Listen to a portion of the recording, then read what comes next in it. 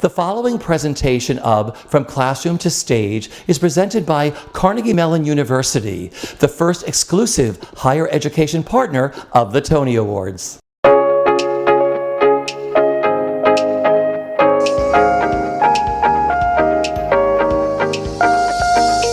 Hi, I'm Gray Henson. Hi, I'm Jamie deRoy. And we're Tony Nominees. For me, it feels like my Broadway debut, even though it isn't, because it's the first time I'm originating a new role on Broadway. And it's also, I get to bring so much of myself to the character of Damien in the show.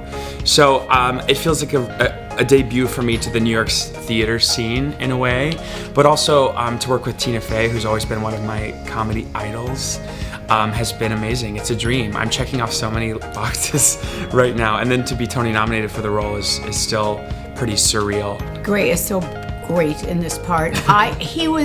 You may have been on Broadway, and maybe I even saw you before Mean Girls, but I felt like you were new to me, and everybody, we were like, oh my God, what a find. Oh, that's so you sweet. were just so terrific, and I'm just a measly little investor in Mean Girls. Thank God I got something in the game.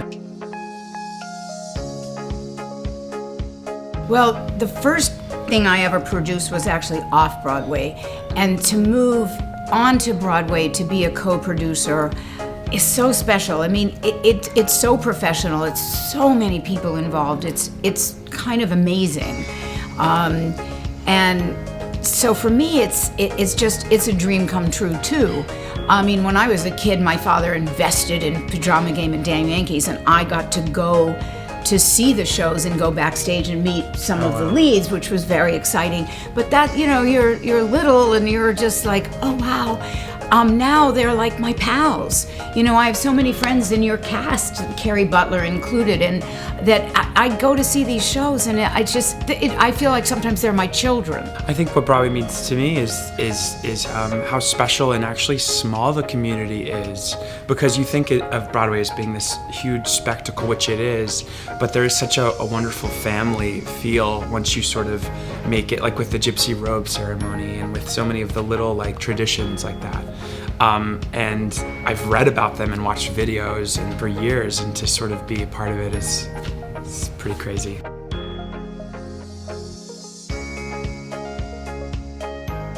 The first job I ever got was because of a Carnegie Mellon alum.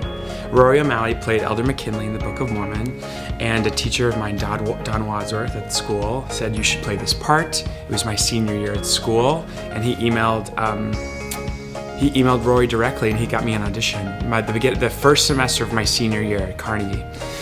And basically I just went in for, based on the recommendation, they called me into New York, I flew in, and I got the part on the first national tour originating the role of Elder McKinley. It was because I went to Carnegie and I was at the right place and knew the right people that I got in right away. And we started a month after my graduation rehearsals. So it was a dream job, yeah. Well, I wish mine were so easy. I came to New York after just a year of Carnegie. It was Carnegie Tech when I went. Yes. Ooh. I'm older. I started off wanting to be what he's doing in musical theater, on the stage, not on the other side. I just fell into that part of it by accident. I know that audiences, for the most part, are skewed older, for the most part, and so that's what's so great about shows like Mean Girls and Once on This Island and shows like that, where they appeal to a younger crowd, and and also for your show, a lot of the tourists and stuff. Absolutely. I'm involved with shows that are like Three Tall Women and Angels in America and The Band's Visit, not your typical tourist shows. So I have very eclectic taste, and I just go for what I love and what really speaks to me. And so much of Broadway and off Broadway, it just speaks to me. And I don't know what I would do without theater. I could not live in a town without theater. Yeah, well, you're in the right place. Yeah, I'm never leaving. Right. So I started as a ballet dancer actually when I was very little in Macon, Georgia, and it was a hobby Me of mine. too. Yeah, I mean, a lot of actors do start as dancers, but I had a big growth spurt and then I became a linebacker size, so it didn't really work out for me. But I did a summer program at North Carolina School of the Arts for ballet, and even though I loved the program, it hit me then. I was like so jealous of the theater majors who looked like they were having so much fun. And I had done theater my whole life, but never thought I would pursue it. And then that summer I decided to. And then the next summer I went to Carnegie Mellon's pre-college program. And that's when I fell in love with that program, which led me to the school, which obviously led to my career. So yeah, that was the summer for me. I knew from the first time I ever saw a Broadway show. I knew when I was at school. I knew when I came to New York and just theater was in my blood. I would go. Even before I got involved in doing a TV show to promote theater or being a co-producer, I saw everything as much as I ever could all my life. I just, people always thought it was nuts, and I am, but I'm gonna always see everything, and I never leave, ever.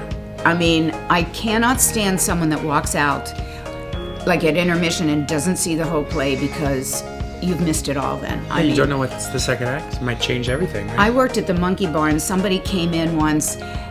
We started at 10 and they walked in with a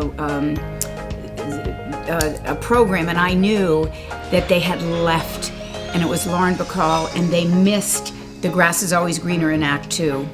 And I thought, you were bad. You should have stayed. Yeah. And you don't give up on theater because it comes around, you know? I mean, it usually, if it's good, it's gonna come together. And even if you don't like something, you can still learn a lot from that, Absolutely. right? The best advice I'd give to someone is just to be a good person. I mean, people will want to work with you again, hopefully, after you do one job, and one job leads to another job. And people, rarely forget anything, So I think just to sort of, for me, that's always my goal, just sort of leave a good impression. I have to say I do agree with Gray on that point, because people, you want them to want you in the room. If you're not a welcome presence, it makes it uncomfortable for everybody. And I've been in both kinds of rooms, so it's always nicer to be in the room where everybody at that table is just, contributes and is welcome there. We hope you enjoyed this presentation of From Classroom to Stage. For more information about Carnegie Mellon University, their performing arts curriculum, and spotlights on their multiple Tony Award-winning alumni, visit cmu.edu/Tony Awards today.